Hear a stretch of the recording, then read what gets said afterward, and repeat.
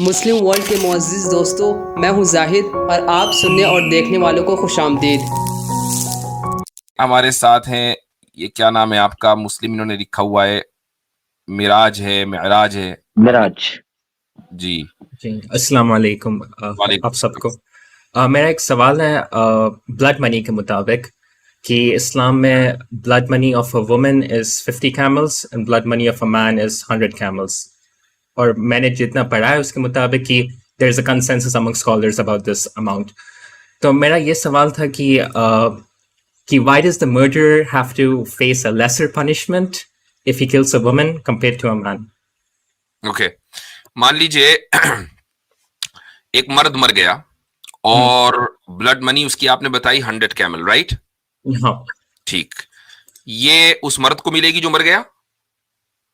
نہیں، فیملی کو، اس کی فیملی کو، فیملی میں بیوی ہے تو اس کو 100 camel مل جائیں گے۔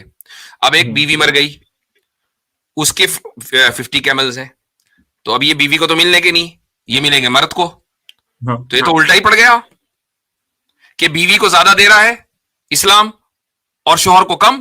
ہاں نہیں، وہ I'm fine with that also، but کہ جو پنشمنٹ جو جاری ہے to the criminal is lesser۔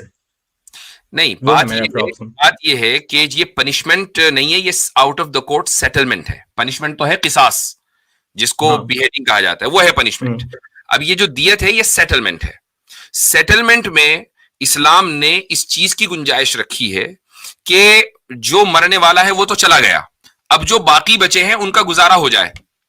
تو ان کا گزارا، اگر مان لیجیے مرنے والا ہے مرد، تو چونکہ وہ گھر کا کمانے والا تھا، بنیادی ممبر تھا، اس کی وجہ سے گھر بار چل رہا تھا، تو اس لیے جو بلڈ منی ہے وہ زیادہ ہونا چاہیے۔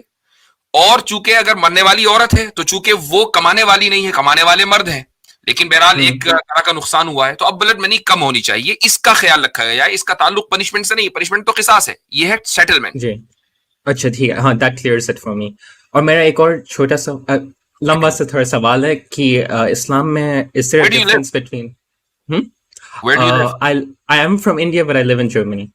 Okay, all right، ٹھیک ہے جی۔ تو میرا یہ سوال تھا کہ اسلام میں is there a difference between absolute morality and halal and haram؟ تو ایسا ہو سکتا ہے کہ something is absolutely it's moral but اسلام میں حرام ہو، and it can be immoral but اسلام میں حرام ہو، مطلب that something can be immoral but Islam has put a restriction on it۔ یعنی کوئی چیز ایبسولوٹ امورل ہو اور اسلام نے اس کو حلال کر دیا ہو؟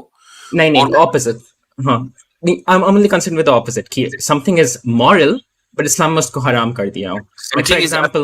ہاں ایگزامپل دیجیے۔ ہاں تو ایک ایگزامپل ہو سکتا ہے کہ like marrying 4 wives is moral، marrying more than 4 wives is moral کیونکہ Prophet صلی اللہ علیہ وسلم کو یہ الاؤڈ کیا گیا تھا but is haram for the rest of the ummah۔ Example یہ بھی ہو سکتا ہے کہ متع was moral for a period of time but then it was made haram۔ تو ایسا نہیں کہا جا سکتا ہے کہ متع is bad یا horrible کیونکہ it was made halal even after being haram۔ تو ہاں وہ دیکھیں، اس تعلق سے 3 اسکول آف تھاٹ ہیں ہمارے یہاں، اور ان میں جو پہلا اسکول آف تھاٹ ہے وہ ہے اشعری کا۔ تو ان لوگوں کے نزدیک جو چیز بھی حلال ہے وہ دراصل مورل ہے، اور جو چیز بھی حرام ہے وہ امورل ہے، ٹھیک ہے۔ اس کے بعد ماتریدی پوزیشن آتی ہے۔ ماتریدی پوزیشن یہ ہے کہ اللہ تعالیٰ ایک چیز پہلے سے، سوری میں ریپیٹ کروں گا، اشعری کی جو پوزیشن ہے وہ یہ ہے کہ کوئی چیز مورل بنتی اس لیے ہے چونکہ اللہ تعالیٰ نے اس کو حلال کیا ہے، اور امورل بنتی اس لیے چونکہ اس کو حرام قرار دیا ہے۔ اب اگر آپ اس پیرامیٹر کو لیں تو جس وقت مثلا متع حلال تھا تو اس وقت وہ مورل تھا، اس کے بعد جب اس کو حرام کر دیا گیا تو وہ امورل بن گیا۔ یہ اشعری انڈرسٹینڈنگ ہے۔ ماتریدی انڈرسٹینڈنگ یہ ہے کہ ایک چیز پہلے سے مورل یا امورل ہوتی ہے، اسلام اس کو، اس کی مورالٹی کو یا اس کی امورالٹی کو کنفرم کرتا ہے حلال اور حرام قرار دے کر۔ یہ ماتریدی پوزیشن ہے۔ تو یہ 2 الگ الگ اسکولز آف تھاٹ اس میں پائے جاتے ہیں، اور یہ ایک فلسافیکل ڈسکشن ہے۔ اچھا تو نہیں، تو میرا مطلب یہ تھا کہ کیونکہ بہت سارے لوگ جب تو اگر آپ اشعری پوزیشن کو لیں تو اس سے بھی بات بالکل واضح ہو جاتی ہے کہ متع جس وقت حلال تھا مورل تھا، جس وقت حرام تھا وہ امورل ہو گیا۔ ہاں بٹ اگر ایسی بات ہو تو پھر ہم آج ایسا کہہ سکتے ہیں کہ نہیں متع لائک خلیص چیز ہے کہ اس سے کبھی مطلب it's just bad, immoral, ایک horrible, نہیں terrible. نہیں جب جب صحابہ نے خود کیا تھا یہ سب. نہیں جب ہم یہ مان کے چل رہے ہیں کہ مورالٹی جو ہے وہ حلال اور حرام کے اوپر ڈیپینڈ کر رہی ہے کہ کیا چیز حلال ہے اور کیا چیز حرام ہے, تو جب ایک چیز کو حرام قرار دے دیا گیا تو اب وہ غلیظ ہی ہوگی. اس کی مثال آپ متعد سے پہلے آپ شراب لیجئے نا بھائی, شراب ایک زمانے تک حلال رہی لیکن آج اس کو غلیظ کہا جاتا ہے کہ نہیں, کیوں؟ اس لیے کہ اس کو حرام قرار دے دیا گیا. نہیں, پر یہ this is a شراب تھوڑی ڈفرنٹ ہے نا متع سے, کیونکہ متع was made حرام then حلال then حرام again. متع حرام then حلال then نہیں, ایسا نہیں ہے. متع پہلے اس کے بارے میں کوئی حکم نازل نہیں ہوا تھا اور اس کے بعد اس کے حرمت کا حکم نازل ہو گیا. ایسا نہیں کہ پہلے وہ حرام تھا پھر اس کو حلال کیا گیا پھر حرام کیا گیا.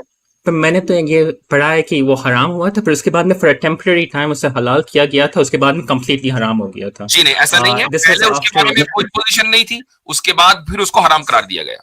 حرمت کے دو حکم کی وجہ سے یہ کنفیوژن ہوئی ہے.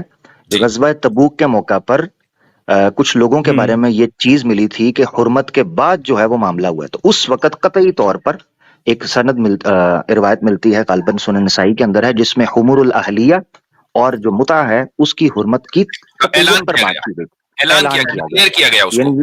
ایگزیکٹلی, یعنی یوں سمجھ لیں کہ جیسے ایک غلط فہمی ہے, اس غلط فہمی کو دور کرنے کے لیے دوبارہ کیا گیا.